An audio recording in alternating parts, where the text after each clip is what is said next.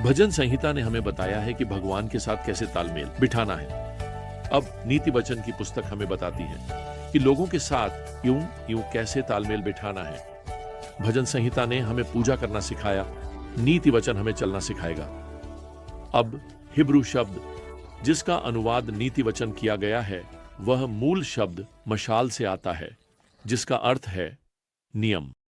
इसलिए एक नीति वचन एक नियम या सिद्धांत है जो हमें समझदारी से जीने में मदद करता है।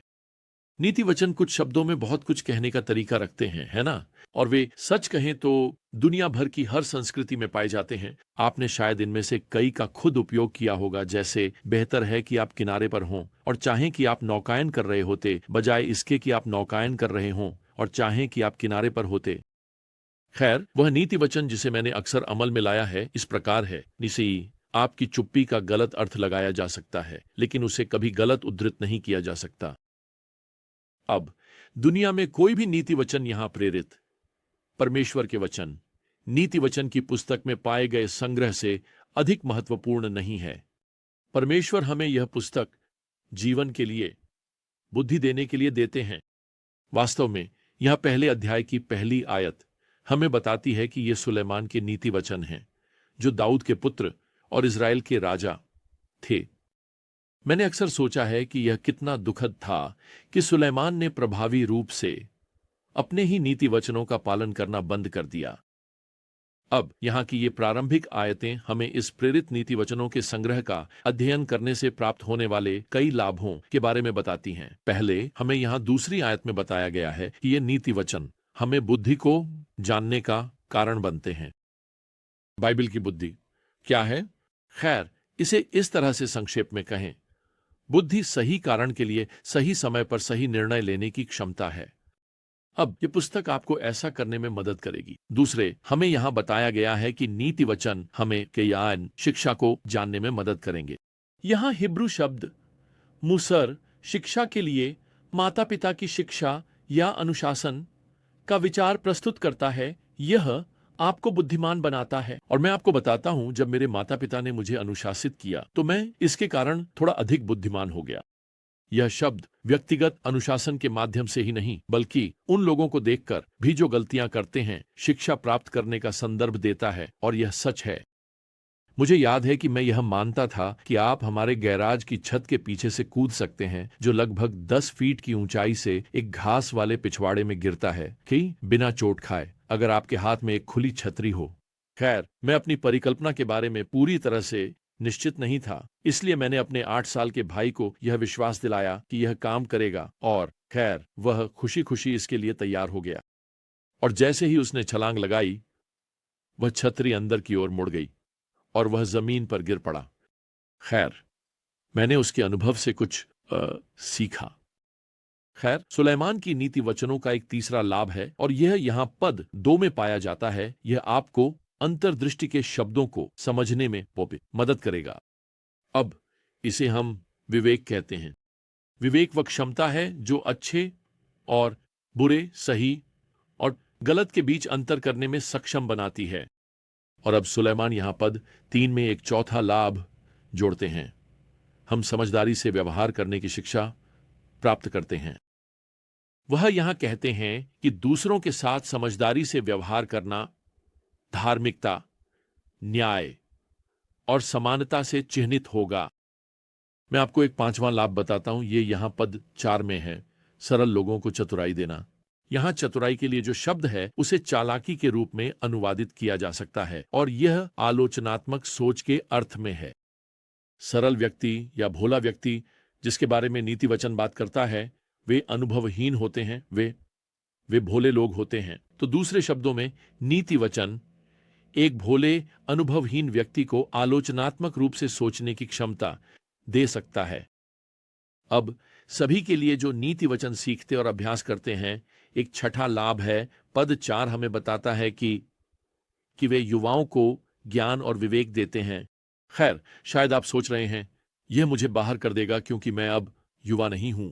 खैर, यह शब्द युवा पुराने नियम में एक शिशु के लिए प्रयोग किया गया है। निर्गमन अध्याय 2 में यह उत्पत्ति 37 में एक 17 वर्षीय के लिए प्रयोग किया गया है। और यह उत्पत्ति 41 में एक मध्यम आयु के व्यक्ति के लिए प्रयोग किया गया है। तो यह शब्द किसी ऐसे व्यक्ति को संदर्भित करता प्रतीत होता है जो परिपक्वता की दहलीज पर है, और यह हम में से हर एक का वर्णन कर सकता है। आप देखिए, हम सिर्फ बूढ़े नहीं हो रहे हैं, हमें प्रभु में परिपक्व होना चाहिए। अब हमें यहां छठे पद में दिए गए नीति वचनों का एक और लाभ है। वे हमें बुद्धिमानों के शब्दों और उनकी पहेलियों को समझने में मदद करेंगे। अब यह जीवन की जटिलताओं को समझने का संदर्भ देता है, जीवन की पहेलियों और चुनौतियों के हम भूल भुलैया से कैसे निपटना है। तो आइए जल्दी से समीक्षा कर लें। इस प्रेरित पुस्तक का अध्ययन हमें बुद्धि, ज्ञान, विवेक, निर्देश, आलोचनात्मक सोच, कौशल और समझ प्रदान करेगा। तो सवाल यह नहीं है कि आप जानते हैं हमें नीति वचन की पुस्तक के माध्यम से एक बुद्धिमत्ता यात्रा क्यों करनी चाहिए। नहीं, असली सवाल यह है कि हम इसे कैसे नजरअंदाज कर सकते हैं। खैर, अब इसके साथ हम 7वें पद पर पहुंचते हैं और यह पूरी पुस्तक की कुंजी है। सुलेमान लिखते हैं, प्रभु का भय ज्ञान की शुरुआत है। मूर्ख लोग बुद्धि और निर्देश का तिरस्कार करते हैं। तो इस पुस्तक में ज्ञान, बुद्धि और निर्देश पर्यायवाची हैं। अब सुलेमान कह रहे हैं कि बुद्धि की खोज प्रभु के भय से शुरू होती है, जिसका अर्थ है प्रभु के प्रति श्रद्धा। प्रभु का भय कोई डरावनी चीज नहीं है। वास्तव में यह एक ऐसा आधार है जिस पर आप अपना जीवन बना सकते हैं। और मैं आपको बताना चाहता हूं, बुद्धि का आधार वास्तव में भगवान के प्रति श्रद्धा है, उनके वचन के प्रति सम्मान है। और कई नीति वचनों की तरह 7वां पद यहां एक प्रकार का विरोधाभास प्रस्तुत करता है। यह उस व्यक्ति के बीच है जो प्रभु का सम्मान करता है और उस व्यक्ति के बीच है जो प्रभु को अस्वीकार करता है। और मैं चाहता हूं कि आप ध्यान दें कि सुलेमान ने यहां कहा, मूर्ख लोग बुद्धि और निर्देश का तिरस्कार करते हैं। उसकी भाषा काफी सख्त है। वह किसी को जो भगवान को अस्वीकार करता है मूर्ख कहता है। वह यहां कोई कोमलता नहीं दिखाता। अब आपको यह समझने की आवश्यकता है कि बाइबल में, नीति वचन की पुस्तक में, मूर्ख वह नहीं है जिसने रसायन विज्ञान में फेल किया या जो कभी किंडरगार्टन से पास नहीं हुआ। नहीं, बाइबल में मूर्ख वह है जो भगवान में विश्वास नहीं करता, जो भगवान के वचन की अवहेलना करता है। दूसरे शब्दों में, मूर्ख भगवान की सलाह का पालन नहीं करेगा।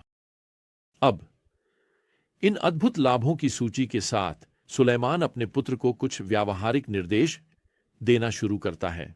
पद 10, मेरे पुत्र, यदि पापी तुझे लुभाएं तो सहमति मत देना।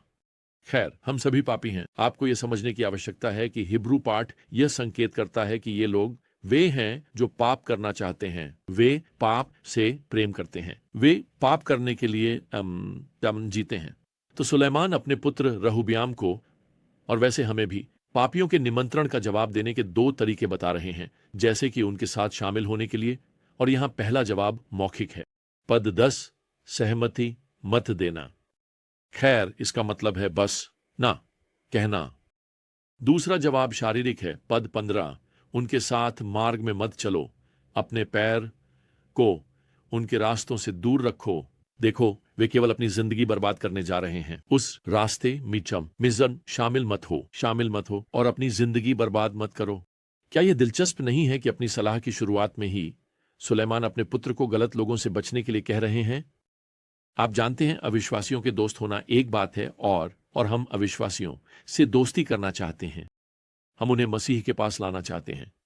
लेकिन अविश्वासियों को अपने सबसे करीबी दोस्त बनाना एक अलग बात है, क्योंकि ऐसा करने में आप प्रभावी रूप से उन्हें अपनी जिंदगी पर प्रभाव डालने की अनुमति दे रहे हैं। और सच्ची बुद्धिमानी करीबी दोस्तों को सावधानी से चुनती है। दुनिया के लोग सही कारण के लिए सही समय पर सही निर्णय लेने के लिए बुद्धिमानी की लालसा रखते हैं, लेकिन वे गलत स्रोत के पास जाते हैं। चलिए उनके उदाहरण का अनुसरण नहीं करते। यूनानी, अगर आप समय में पीछे जाएं, तो मानते थे कि बुद्धिमानी की उत्पत्ति उनके देवता ज्यूस से हुई थी। वास्तव में वे मानते थे कि ज्यूस ने अपनी बेटी एथेना को अपने सिर में किसी अजीब से उद्घाटन से जन्म दिया। और चूंकि एथेना का उत्पत्ति ज्यूस के सिर या मन से मानी जाती थी, इसलिए वह बुद्धिमानी की देवी के रूप में जानी गई। किंवदंती के अनुसार उसे एक पवित्र उल्लू द्वारा दर्शाया गया था, और वैसे इससे वह अंधविश्वास उत्पन्न हुआ जो आज तक जारी है कि उल्लू एक बुद्धिमान पक्षी है।